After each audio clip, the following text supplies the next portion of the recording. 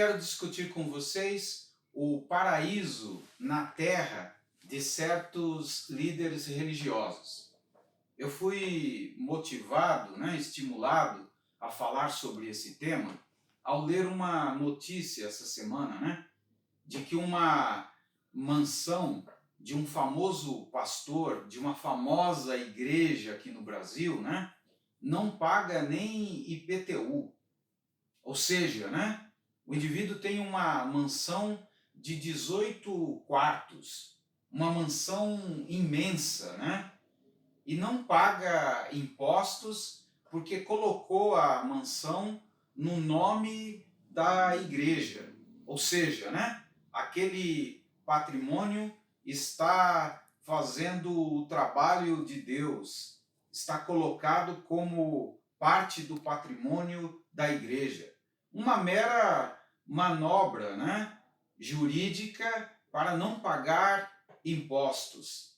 Por isso, hoje quero discutir com vocês por que alguns sacerdotes, alguns líderes religiosos vivem aqui mesmo na terra um verdadeiro paraíso. Não precisam nem morrer para irem para o seu pretenso paraíso.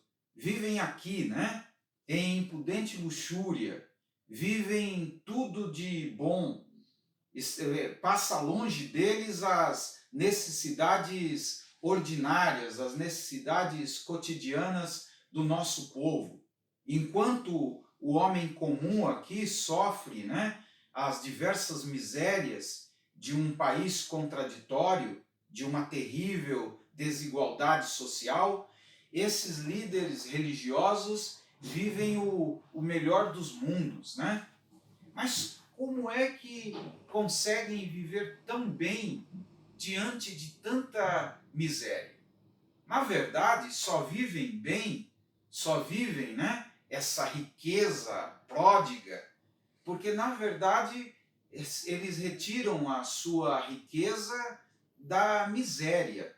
Quanto mais miséria, quanto mais pobreza, e aí entenda pobreza no sentido mais amplo. Eu estou falando da pobreza material e estou falando também da pobreza mental, da falta de escolarização, da falta de cultura. Quanto mais miséria, quanto mais miseráveis, quanto mais analfabetos, mais eles ganham com toda essa massa crítica. A matéria-prima desses reverendos sorridentes, desses pastores, desses padres cantores, está ligada exatamente à miséria, àquilo que existe de pior. Podemos dizer que por causa do assombro, por causa das dores, que afetam os seres humanos comuns, algumas pessoas parecem se dar muito bem. Por quê?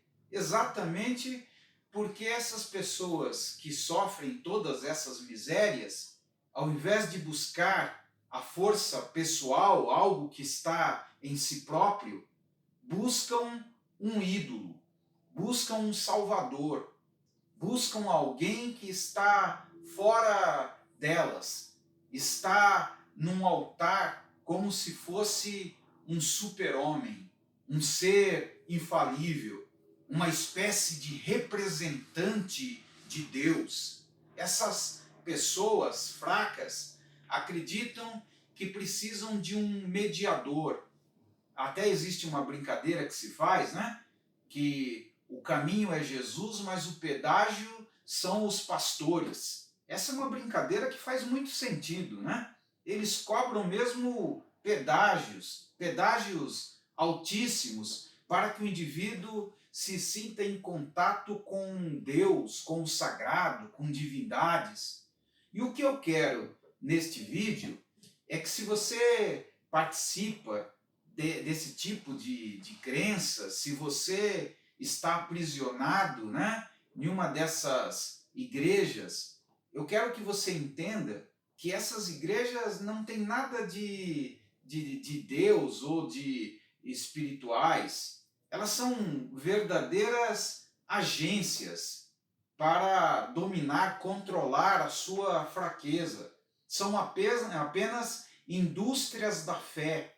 Fabricam, né, produtos, ilusões, para que você se sinta mais seguro, para que você se sinta forte a partir do produto vendido por eles. Mas isso não tem nada a ver com a verdade. Eu quero que, a partir de hoje, você entenda que se você sofre, né, neste mundo, não sofre por razões espirituais, não sofre porque você é amaldiçoado, porque você precisa de um espertalhão que te abra as portas do céu. Não caia nesta.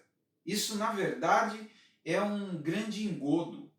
Esses pastores são apenas pessoas que trabalham com essa matéria-prima abundante aqui no Brasil, o medo, a insegurança, a falta, né, de autoestima de grande parte do nosso povo.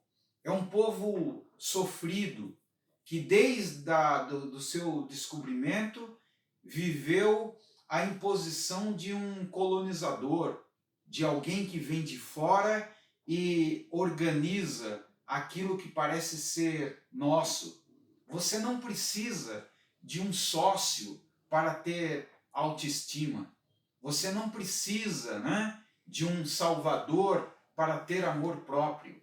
Ao contrário, quando você desenvolver verdadeiro amor próprio, você não necessitará mais desses enganos.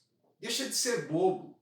Não caia nas malhas, na conversa fiada desses pastores. Todos eles são falantes, todos eles, né, sabem convencer. Tem um desses daí, por questão de processo, para evitar dor de cabeça, eu não vou citar o nome, mas tem um desses aí, as pessoas brincam, né, com o nome dele, mala cheia, que tem até avião particular. Como é que tem avião particular? Como é que compra um jatinho? Compra com a sua miséria. Compra fazendo com que você imagine que não pode viver sem a ajuda deles. Eles não querem divulgar reino de Deus coisa nenhuma. O que eles querem é construir o reino deles aqui. O que eles querem é se dar bem a partir da miséria, do sofrimento de outros. Eles não têm pena de ninguém. Às vezes, até por curiosidade, assisto, né, trechos desses cultos que aparecem na televisão e você vê velhinhos, velhinhas, pessoas idosas, né, que são extorquidas, exploradas por essas pessoas.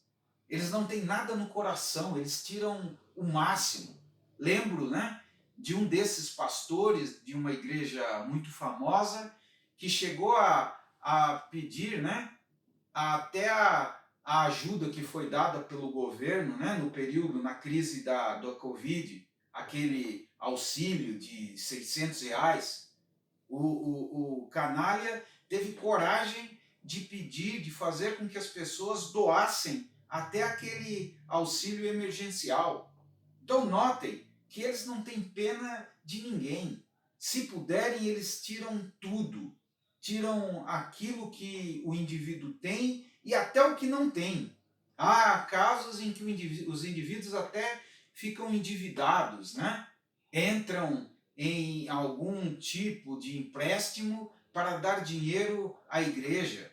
Quantas vezes não se noticiou que eles pegam apartamentos, casas? Recentemente, o famoso bispo aqui no Brasil chegou a pedir que as pessoas que estivessem próximas do falecimento doassem todos os bens para a igreja, porque a igreja iria fazer o melhor com tais patrimônios, né?